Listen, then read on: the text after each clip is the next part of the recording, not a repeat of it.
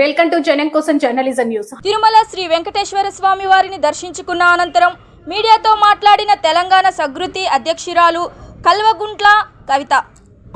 ఆ స్వామివారి దయ వల్ల మరి కంప్లీట్ గా నేను ఏదైతే చెప్తూ వచ్చాను, సత్యం నా వైపు ఉంది, న్యాయం నా వైపు ఉంది, భగవంతుడు నా వైపు ఉన్నాడని చెప్తూ వచ్చాను.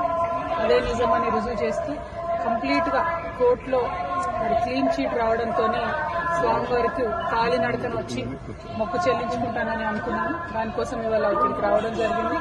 నిన్న కాలినడకన కొండకెక్కి ఈరోజు పొద్దున్నే స్వామివారి దర్శనం చేసుకోవడం జరిగింది. మరి అదేవిధంగా రాబోయే రోజులలో తెలంగాణ రాష్ట్రంలో తెలంగాణ ప్రజల పక్షాన తెలంగాణ ఎంపీ పార్టీగా పనిచేయడానికి ఫ్యూచర్లో పొలిటికల్ పార్టీని కూడా పెట్టబోతా ఉన్నాము.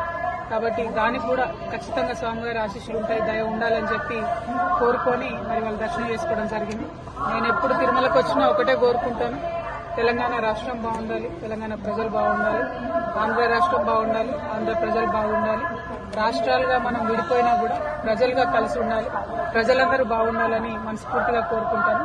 అదే జరగాలని చెప్పి మళ్ళీ ఒకసారి భగవంతుని కోరుకుంటూ థ్యాంక్ యూ. జై తెలంగాణ, జై ఆంధ్ర.